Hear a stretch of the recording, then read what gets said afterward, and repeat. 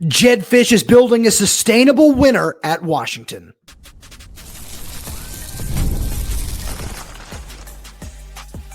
You are Locked On Huskies, your daily podcast on the Washington Huskies, part of the Locked On Podcast Network, your team every day. Welcome back into another edition of the Locked On Huskies podcast. I'm Roman Tomashoff. I'm the site editor with Huskies Wire. Thank you for making this your first watch or first listen of the day, as we are part of the Locked On Podcast Network, your team every day. And today's episode is brought to you by FanDuel. Football season is around the corner. Visit the FanDuel app today and start planning your futures bets now. Just a quick reminder to all you everydayers out there, wherever you're getting this podcast, YouTube, Spotify, Apple Music, Amazon Music, wherever that might be, make sure to click the subscribe button, click that little bell as well, so you don't miss when we post a new show. Plus, if you're on the audio-only side of things, please make sure to leave us a 5-star review, as it does help the program out a lot. Now, a lot of fun stuff coming at all you everydayers out there today. I want to talk about Washington basketball getting an invite to the Maui Invitational for next season. That's really awesome. Going to be some great exposure for Danny Sprinkle and his team.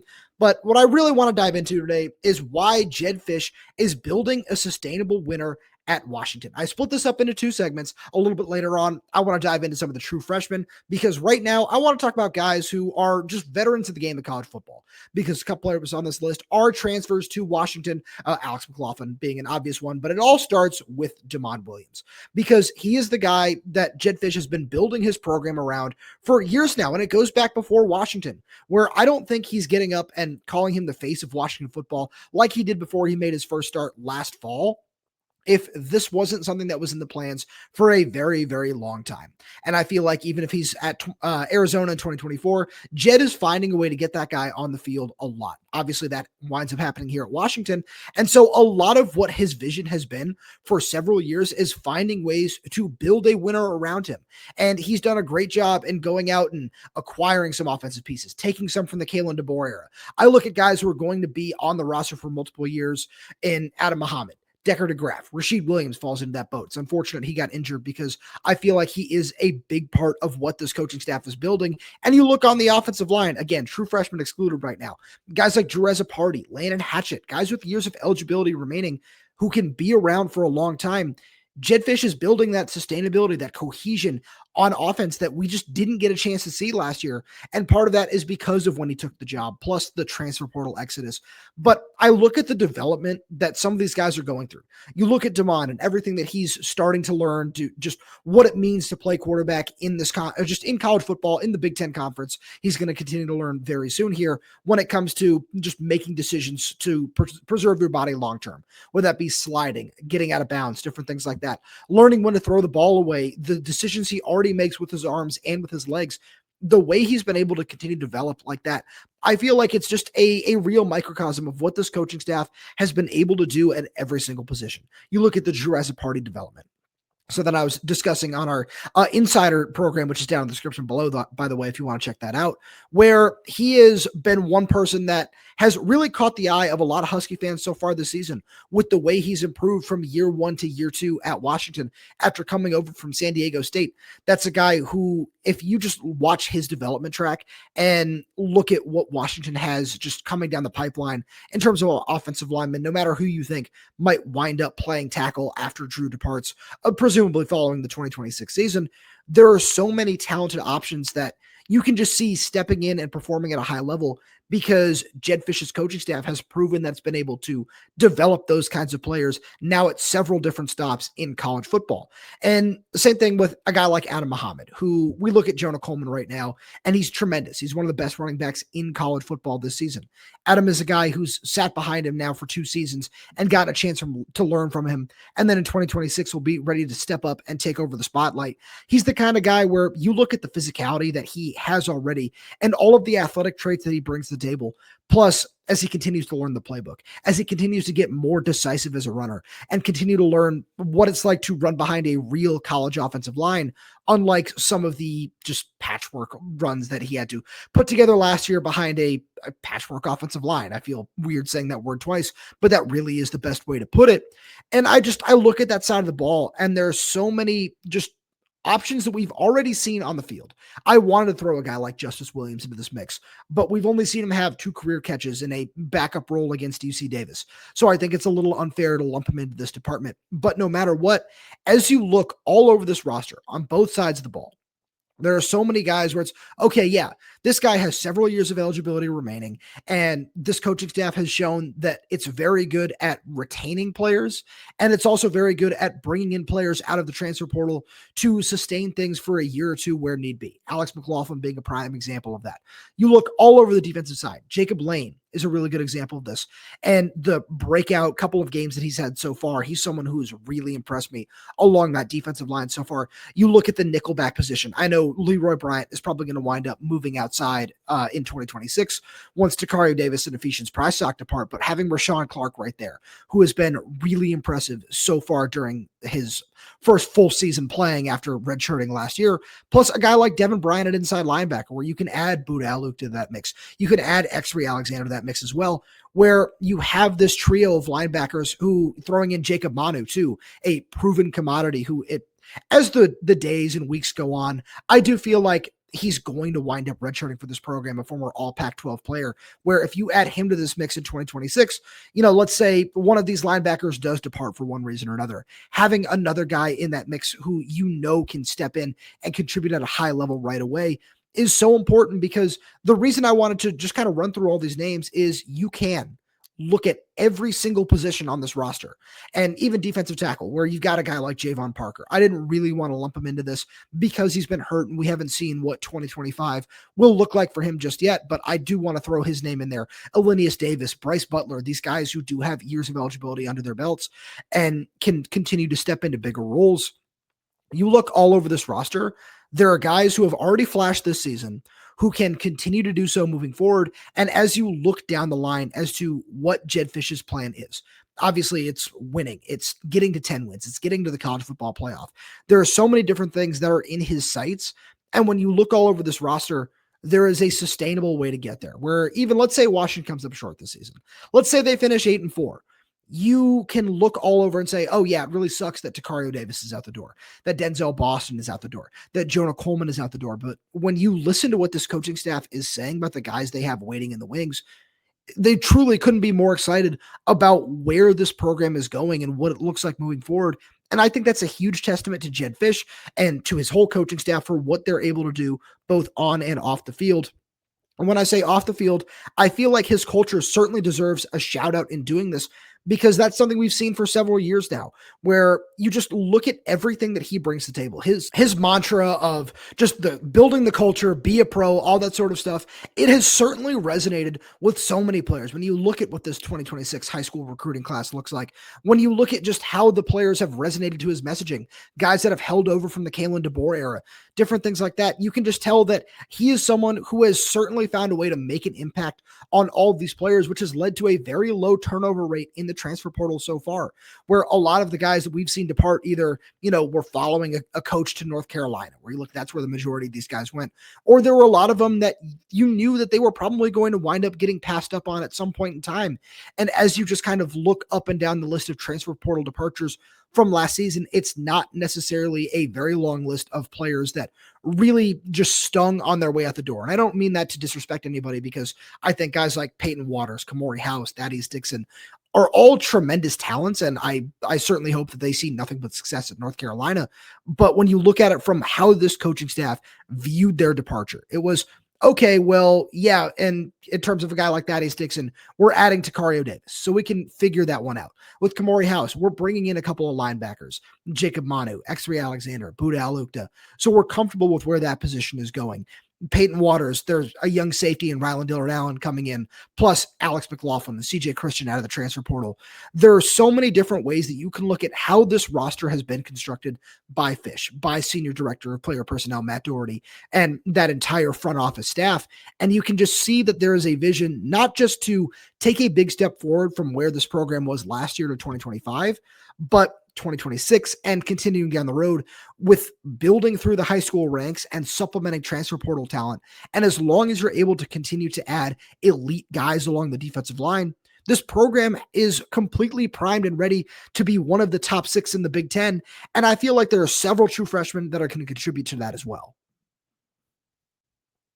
And we'll get there right after a message from our good friends over at DoorDash. It's almost the weekend. Time to look back and crown this week's MVP on Who Delivered, powered by DoorDash. Just like you can win every Saturday with DoorDash Streaks, saving more every time you order, these players delivered when it mattered most. Let's break it down. For Washington, Jonah Coleman delivered in a big way. He was absolutely fantastic. Once again, 5 touchdowns against UC Davis, Big Ten Offensive Player of the Week for the second week in the row. When the pressure was on, Jonah came through. No hesitation, no delay. And if you've been watching week after week, this performance wasn't a fluke. Jonah is on a streak. And just like Jonah delivered for the Huskies, DoorDash delivers your Saturdays. With DoorDash Streaks, you save every Saturday you order, stack it up all season, and you can save up to $250, including $100 in DoorDash credits. Order this Saturday. Keep the streak alive. Fuel your game day only with DoorDash. Terms apply. Promo period through November 18th.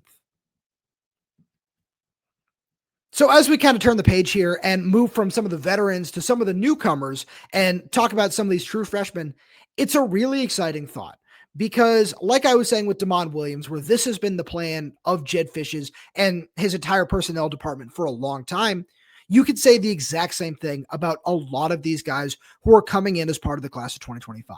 And I feel like John Mills is the most emblematic of that, where it's something where it still is a little weird to talk about at times. A true freshman starting on the offensive line for a Big Ten team is not something that you want to make a habit of. But when you find a guy like that and you're able to flip him away from Texas and he comes on campus in January and he shows you that he's big and strong and physical enough to compete right away. Plus he picks up the playbook really quickly and is able to just, I don't want to say unseat because we're still seeing a lot of Paki Finau, but beat him out for the majority of snaps at that position. And someone who Lars and I have talked about on the show a lot is someone that this coaching staff is really, really high on. It's not a knock on Paki Finau to be overtaken by John Mills.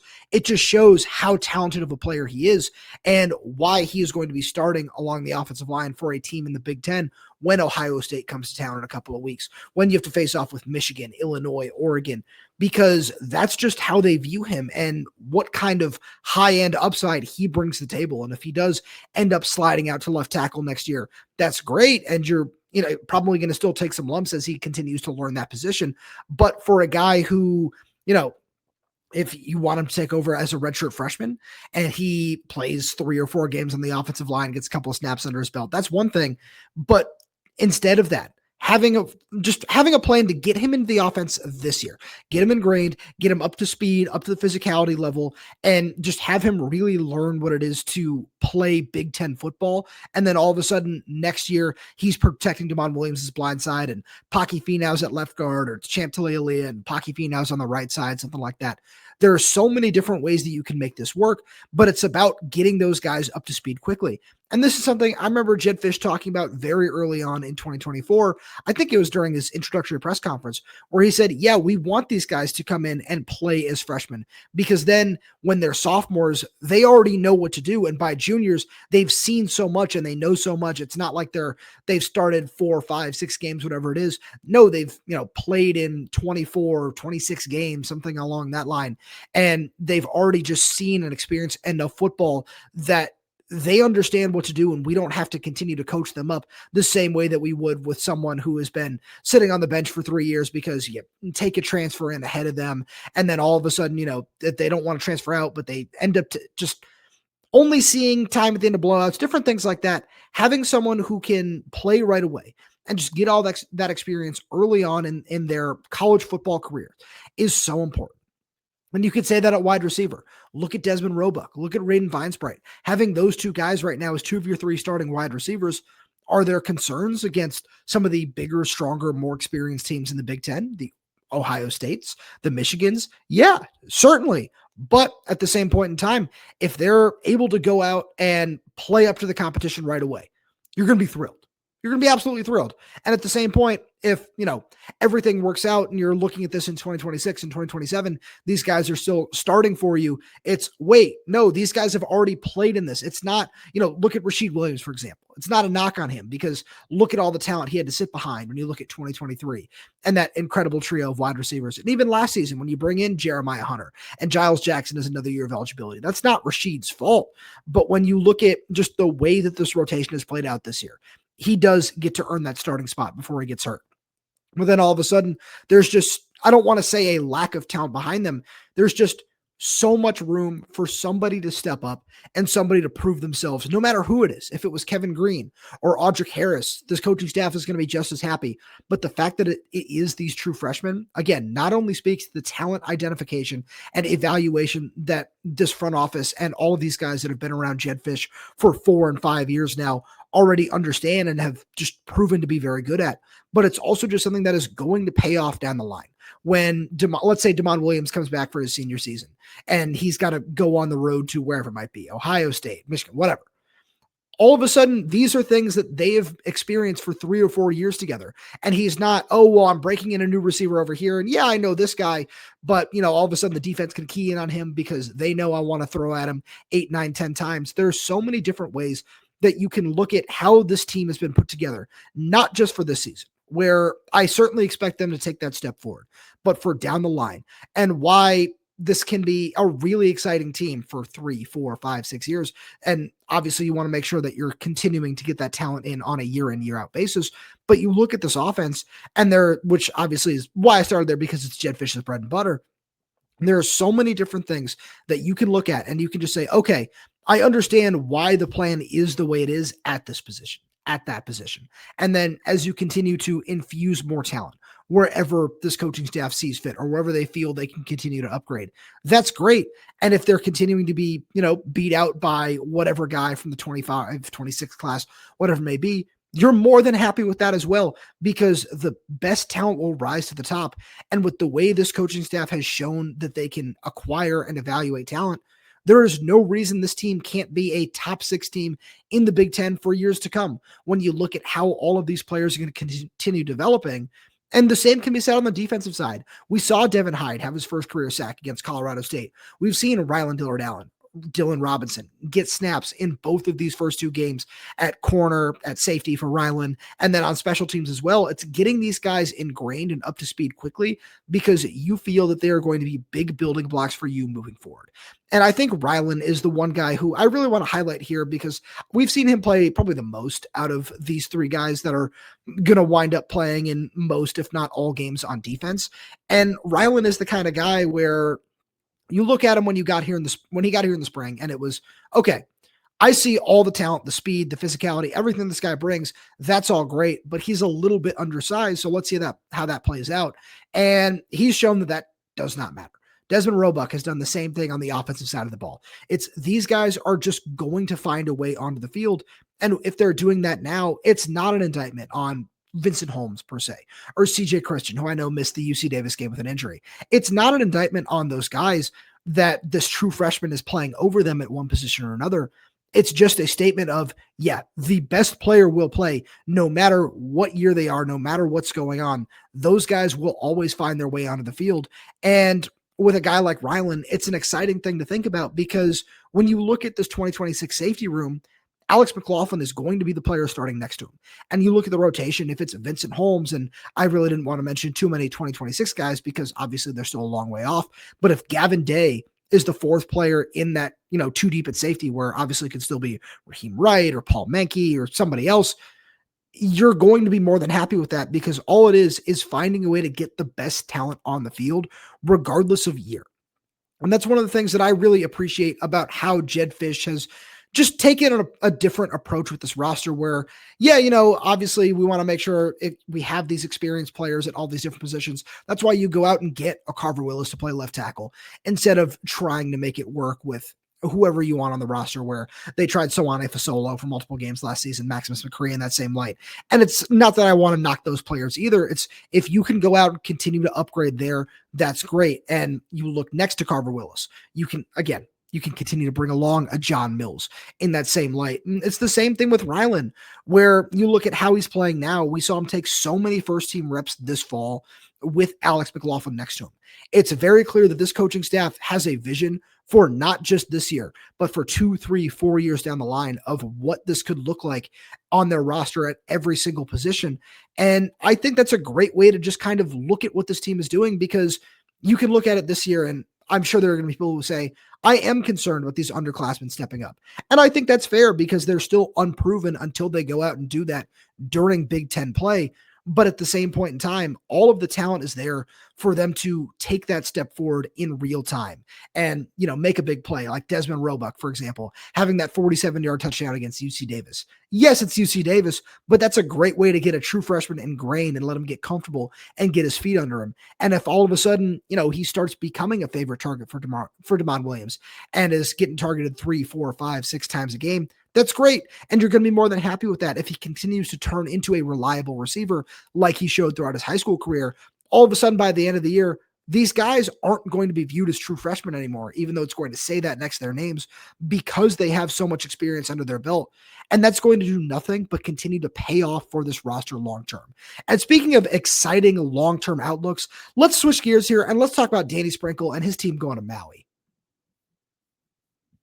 Right after a message from our friends over at Mazda. Mazda crafts cars for those who do more than simply move. Mazda delivers confidence with every ride, with more IIHS Top Safety Pick Plus awards than anyone else as of August 2025. From footwork to breathwork, athletes sweat all the details. Mazda brings the same attention to how we craft every model. With all-wheel drive standard in every crossover SUV, you can drive with the confidence through almost any season. Like our players, we sweat every detail, because when you make every move count, impossible becomes irrelevant. Mazda, move and be moved. We've also got a message from our good friends over at FanDuel. The NFL season is here, and FanDuel is making sure you're ready for kickoff with a can't-miss offer. Right now, new customers can bet just $5, and if your bet wins, you'll get $300 in bonus bets to use across the app. I love using FanDuel because it fits however you like to bet player props, building a same-game parlay, my personal favorite, or even jumping in live as the action unfolds. It makes every game more exciting, whether you're watching your team or just keeping an eye on your fantasy lineup. It's quick, easy, and the best way to add a little more energy to Sundays. So are you ready to play? Download the FanDuel app now by visiting FanDuel.com to get started. That's FanDuel.com to place your first $5 bet. It feels really good to be excited about Washington basketball again. I think Danny Sprinkle and his coaching staff are ready to take this upgraded roster through the transfer portal with a big step forward this season. I feel like it's NCAA tournament or bust at the very worst for this team this year. When you look up and down that roster, there's just so much talent. And I want to dive into that for a second, but we have to start with the news. And that's that Washington has been invited to the 2026 Maui Invitational, which is, as I'm sure a lot of everydayers know, one of the most prestigious college basketball preseason tournaments or non-conference tournaments. And this is so big. This is Washington's second invitation. They went back in 2010, 2011, where they went 1-2 that year. It was under Lorenzo Romar, where Washington, they ended up beating Virginia and then losing to Kentucky with a chance to go to the final before falling to Tom Izzo and Michigan State in the third place game. So this is something where it's a lot of the top programs. You look at the list of invitations where it's Arizona, BYU, Clemson's on this list, Colorado State, which has been a really solid program, which Washington beat in the Acrisure Invitational last season. There are a lot of interesting programs. Providence is on this list as well, Ole Miss. There are a lot of good programs that go to this tournament. This is one of those tournaments that is just so exciting, that just always seems to be one of the top drawing ones in terms of ratings and everything like that.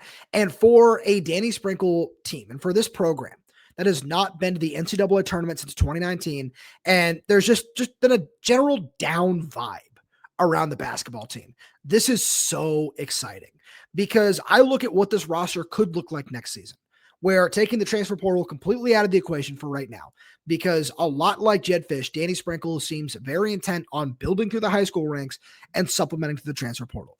There is a very, very real chance next year where I'm not going to include Hans Steinbach in this because of where he's going in all these way too early NBA mock drafts. I feel like there's a real chance he could be a one and done. where I look at some of these guys where Zoom Diallo could be back again next year. Wesley Yates has the opportunity to come back. He's got more eligibility. And then you look at this trio of freshmen in JJ Mandaquit, Cortland Muldrew, Jahsir Rencher, that could wind up being one of the best backcourts in the Big Ten Conference. And if Zoom takes a step forward as an off-ball guard this year, that's going to be really exciting. All of the players that we've spoken to around the UW basketball program have already raved about what kind of point guard and passer and, old school throwback, as Danny Sprinkle likes to say, kind of player that he is. I really do believe that Washington could be a top 25, top 30 team in the country next year when they wind up in Maui. And it's one of those things where if you win, or let's just say you even get to the finals in that game, it's winning two games, your first 2 games in that tournament, that could be a real big message to the college basketball world that Washington is on the rise once again. Now, that would certainly start this season, but if he can continue that momentum, you look recently where having Ethan Harris, the #1 player in the state, for an official visit over the weekend against UC Davis is big. Having Dylan Mingo, the 5-star guard from New York, on an official visit earlier in the summer is such a big move. If you can go out and secure signatures from a couple of those guys, and just keep building on what is already a very, very strong foundation after what was an abysmal first season, I think that this program could consistently be one of the top in the Big Ten on the basketball sides of things as well, where there's just so much talent here. And when Washington basketball is good, we've seen what the highs look like. You've seen it under Brandon Roy. You've seen it under Isaiah Thomas. There are so many different reasons to be excited about Washington basketball this season, but I understand that it's going to be kind of a wait and see thing, which is why I wanted to get that out of the way first so I can spend a couple seconds talking about what this year could look like before I get out of here. If you want to check out more on what this full year could look like, I did a phenomenal show with our good buddy from Locked On College Basketball, Andy Patton. You can go check that out over on his channel. I've also retweeted it on Twitter, so you can go check it out over there. But this team could be such a good just baseline for what Washington can be going forward, where it all starts with a guy like Desmond Claude. We're getting him as the final piece of the puzzle in this transfer portal period is such a nice win for this program, because you look around the rest of the starting lineup, or the way I have it projected is Kimari Peterson, the East Tennessee State point guard, at the 1. You've got Wesley Yates, you've got Desmond Claude, and then right now, I think to start the year, it's going to be Jacob Ognisevich, the Lipscomb transfer, who averaged 20 and 8, shooting 40% from behind the 3-point line there. And then Frank Kepnang at the 5. You look at that starting lineup, and that's really, really solid. That's one of the better ones in the conference already, in my opinion, just in terms of talent and returning production from, previous stops. When you factor in that Wesley Yates averaged 18 points per game in Big Ten play last season while shooting 45% from behind the 3-point line, I think the number was. Kimari Peterson was top 20 in the nation in 3-point field goal percentage, where he was the conference player of the year at East Tennessee State last season. Desmond Claude, USC's #1 leading scorer, while Wesley Yates was #2. So there's Big Ten experience right there. Ognisevich, like I said, 20 and 8, 40%, ASUN player of the year at Lipscomb last season. And then we all know what kind of energy, and especially on the defensive end of the floor, Frank Kepnang can bring when he stays healthy. You combine that with a bench of just a bunch of high-end guys of Cortland Muldrew, JJ Mandaquit, Zoom Diallo, Bryson Tucker, a 5-star transfer, former 5-star recruit and McDonald's All-American at Indiana, who comes over after 1 season there, plus Madi Traore, one of the top junior college players in the nation, who's got some Big Ten experience under his belt from his time at Maryland. And then you add in Christian Nitu from Florida State, who I really do believe might end up redshirting. Him and Jahsir Rencher are the 2 guys that I believe might take a little bit of a backseat this season, but then they can help spring forward in 26-27 and become a much bigger part of the rotation. Plus Lathan Somerville from Rutgers, a really nice acquisition at center where he can start if Frank Kepnang gets hurt. Knock on wood, you don't want to see that. But this is just such a deeper roster than we saw last season, where I know I had certain expectations for the roster last season, and I was 100% wrong. I 100% was. But as I look at what it could look like this year, I think that it could be a really nice launching pad for what Danny Sprinkle wants to build here on Montlake. And he admitted to it being a multi-year rebuild at the end of his first season. And as we look at what this team can be in the coming years, it does start with a lot of these young guys. So we're probably going to see a lot of Muldrew in the rotation, Zoom Diallo, JJ Mandaquit. I think that this can be a rotation where you're running 8, 9, potentially even 10 guys deep, because you have that kind of talent. And when you're able to mix and match some of these young guys with some of these veterans, there are so many different ways that this rotation can play out. And I feel like there aren't any wrong answers, at least at the start of the year. Where as the season progresses, I'm sure Danny Sprinkle is going to have some things that he likes to acclimate to, or certain guys in certain situations. But the roster is just so much improved from a talent perspective. There's no reason to expect that this team can't take a big step forward this season and compete for a spot in the NCAA tournament, compete for a top 5 slot in the Big Ten. These are all things that seem well within reach of this team because of the coaching staff, because of this upgrade in talent. And I think that it's all going to start with what Danny Sprinkle brings to the table as a head coach, because we've seen him do this before. We've seen him make massive jumps at Montana State, at Utah State. And now it feels like with the guys that he's brought in, it's time for that at Washington. And then let's say he gets the tournament and wins a game or two this year, which would be absolutely phenomenal. All of a sudden, if you're able to keep this going on the recruiting trail, the Maui Invitational, that could be just something that vaults Washington from, oh, that's a good team in the Big Ten, to, no, this is one of the best teams in the Big Ten and a consistent threat to be in the tournament and win a couple of games and make a run. But that's all I got for you today. Thank you so much for being here. I really do appreciate all the support from all the everydayers out there. It does mean a lot to me. And as we continue going, there's going to be so much more fun stuff coming at you throughout the year. So please make sure you subscribe wherever you get your podcast. Whether that's YouTube, Spotify, Apple Music, Amazon Music, we're there. We're everywhere. We're updating this channel with new content every single day. So make sure you click that like button, click that little bell so you don't miss when we post a new video. Plus, if you have any questions, comments, concerns, drop them right down below in the comment section. And if you're audio only, please give us a 5-star review, as it does help us out a lot. Thank you so much for tuning in, and I'll talk to you on Friday.